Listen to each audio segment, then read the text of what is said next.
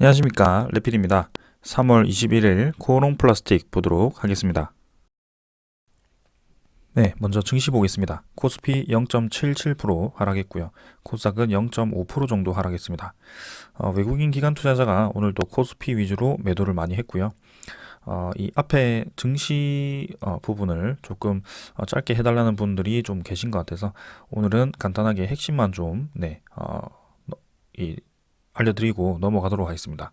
혹시나 조금 더 자세한 그 시향이 필요할 때는 제가 또 자세히 할 테니까요.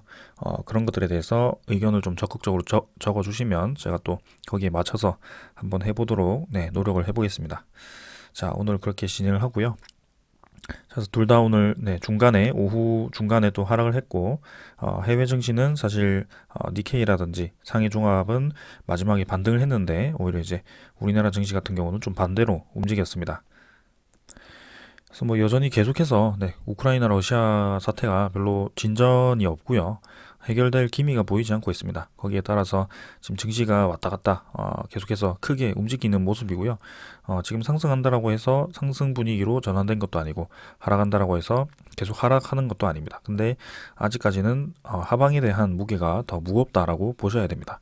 아직 그 불확실성이 해결되지 않았고 그 러시아 우크라이나 사태가 어떻게 악화가 될지도 모르기 때문에 지금 방금 또 속보가 떴는데 새로운 도시에 또 공격을 시작했다라고 합니다. 러시아가. 그래서 그런 것들 때문에 좀 불확실성이 커지니까 외국인 투자자가 계속 빠져나가고 있습니다. 증시에서. 그래서 이런 것들을 좀 주시를 좀 해야 되고요. 외국인 투자자 보유율이 높은 그런 종목들 위주로 지금 힘을 좀 아마도 못 쓸 것 같아요. 아마도 반도체 종목들이 주를 이룰 것 같은데 그런 것들에 대해서 좀 주목을 하면서 천천히 좀 투자를 할 필요는 있겠습니다. 그 다음에 코스닥 같은 경우는 이제 메타버스라든지 그런 기술주들이 좀 올라가면서 생각보다 코스피보단 강하다라는 얘기를 드렸고요. 확실히 차트도 지금 강하게 움직이고 있습니다. 그래서 코스피보다도 지금 하락분이 좀 덜 했고요. 그 다음에 매도 물량도 상당히 이제 적었습니다. 그래서 그런 것들에 비교해서 확실히 이제 지금은 대형주보다는 좀 기술주 위주로 좀 움직이고 있구나. 특히 반도체보다도 메타버스 쪽, 그런 IT 쪽에 좀 힘이 쏠리고 있구나. 그런 것들을 좀 볼 수가 있습니다. 그리고 뭐 환율을 보시면 오늘은 뭐 거의 보합이었고요. 환율은 계속해서 높은 가격을 유지를 하고 있습니다. 그래서 추세 그대로 유지를 하고 있기 때문에 뭐 크게 볼 거 없이 넘어가도록 하고요. 해외 증시 선물 한번 보도록 하겠습니다. 선물 같은 경우는 지금 또 크게 뭐 움직임 없이 조금씩 다 약 하락을 하고 있고요. 미국 증시, 그 다음에 유럽 증시 모두 좀 하락을 하고 있습니다. 그래서 지금도 계속해서 불확실성이 이어지고 있다. 우크라이나 러시아 사태가 확전되지 않을 그런 보장이 없기 때문에 그런 것들에 대한 준비를 하고 있고요. 그 다음에 러시아 제재로 인해서 발생하는 그런 부가적인 경제 제재로 인한 지금 러시아도 피해를 보지만 그 제3국도 지금 피해를 보고 있는 상황이기 때문에 거기에 대해서도 좀 관심을 가질 필요는 있겠습니다. 그래서 뭐 원유 수입을 금지하고 뭐 우라늄 수입을 금지하고 그런 것들 때문에 원자재 가격이 계속 올라가기 때문에 그런 원자재에 대한 차선책을 또 마련을 하면서 그런 것들이 좀 이해관계가 복잡하게 좀 얽히고 있다라는 점을 생각을 좀 하셔야 될 것 같고요. 그 다음에 원자재의 치명적인 그런 산업들이 이렇게 장기적으로 계속 원자재 가격이 높이 오랫동안 유지될수록 좀 피해를 많이 볼 수 있습니다. 특히 2차 전지 산업이 조금 걱정되는 산업인데요. 한번 그 움직임도 계속해서 주시를 해보겠습니다. 자, 지금 미국 10년물 국채금리도 2.18% 정도고요. 계속해서 올라가고 있습니다. 금리 인상에 대한 압박도 있으면서 우크라이나 러시아에 대한 그런 불확실성은 해결이 되지 않고 있기 때문에 지금 양쪽으로 좀 압박이 가해지는 상황입니다. 그래서 주식시장은 잘 버티는 듯 보이지만 지금 상황 자체는 그렇게 썩 좋지는 않다. 그렇게 말씀을 드리면서 오늘 증시는 이 정도로 보도록 하겠습니다. 그래서 러시아에 대한 그런 사태, 합의점이 있는지 아니면 계속 악화가 되는지 그런 부분을 계속 주시를 하면서 천천히 접근을 하면 될 것 같습니다. 자, 오늘은 여기까지 보고 종목 보도록 하겠습니다. 코오롱 플라스틱 보겠습니다. 100원 하락해서 11,250원으로 마무리를 했고요. 시간의 거래는 뭐 크게 변화 없었습니다. 거래량이 거의 없었다라고 보시면 될 것 같고요. 오랜만에 또 코오롱 플라스틱을 리뷰를 또 해보겠습니다. 1거래량은 24만 주로 최근에 들어서 한번 크게 또 거래량이 실리고 네, 두 번 정도 이렇게 200만 주, 300만 주 정도 움직이면서 조금 올라가는 분위기였는데요. 지금 같은 경우는 거래량이 조금 죽으면서 뭐 크게 변동은 없었습니다. 그래서 내려간 부분 그냥 올랐다가 또 내려가고 뭐 그런 식으로 왔다 갔다 하면서 어느 정도 가격대가 수렴을 하고 있다라고 보시면 될 것 같고요. 거래량이 크게 없었기 때문에 지금 또 힘이 언제 실리는지 그걸 또 주목을 해보면서 진행을 하면 될 것 같습니다. 자, 그래서 지금 코오롱 플라스틱 같은 경우는 일단은 여기서 주요 박스권 쌍바닥 지지를 하고 좀 올라가는 분위기에서 수소법 통과가 좀 지연이 되고 그다음에 우크라이나라든지 그런 금리 인상 그런 사태로 인해서 좀 이제 조정이 깊었습니다. 근데 확실히 이제 세 번 정도 이 바닥 라인을 형성을 해주었고요. 그 다음에 그 과정에서 두 번 정도 거래량이 터지면서 이런 식으로 좀 꼬리가 긴 양봉이 나왔습니다.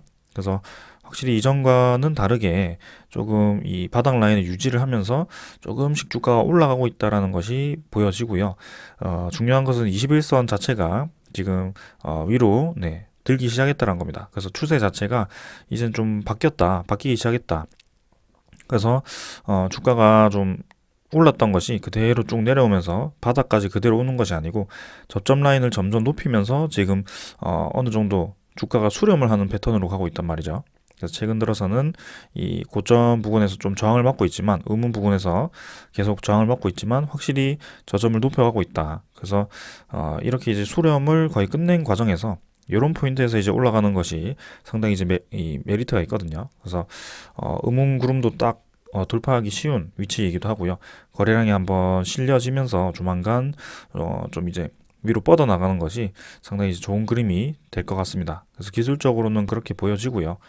거기에 대한 근거는 충분히 있으니까 네, 한번 올라갈 수 있을 것 같습니다. 그래서 뭐 장 분위기가 어려운 분위기 속에서도 지금 코오롱 플라스틱은 네, 잘 버티면서 그래도 조금씩 올라가고 있고요. 네, 여기에 대해서는 계속 주시를 하면서 보도록 하겠습니다. 지금 뭐 매일매일 리뷰를 해드리고 싶지만 조금 시간 제약이 있어가지고 지금 이렇게 한 일주일에 한 번 정도 이렇게 짚고 넘어가는 수준으로 좀 가보도록 하겠고요. 이 코오롱 플라스틱 같은 경우는 계속 좀 올라가는 방향으로 이제 방향을 틀 것 같다라는 생각이 확실히 들고 있습니다. 그래서 상단으로 본다면 이제 121선 13,000원까지도 조금 한 번에 좀 뚫어서 올라갈 수도 있을 것 같거든요. 네, 그래서 여기서 거래량이 실리면서 올라갔을 때 얼만치 또 이제 상승분을 유지를 해주는지 이런 식으로 또 꼬리를 달고 내려오는지 아니면 그대로 밀어서 네, 끝까지 올려버리는지 네, 그런 것들을 좀 주시를 하면서 보면 될 것 같습니다. 그래서 이제는 주요 지지 라인이었던 11,800원, 12,000원 정도를 이제 다시 한번 이 주가가 뚫고 올라갔을 때 네, 이 지지 라인을 다시 형성해서 계속 올라가는지 그런 것들을 좀 지켜보면 될 것 같고요. 투자자 같은 경우는 뭐 크게 움직임은 없었습니다. 외국인 투자자는 뭐 최근에 계속해서 이제 코스피에서 좀 빠져나가는 모습이다 보니까 이렇게 좀 빠져나가는 건 뭐 크게 문제가 되진 않고요.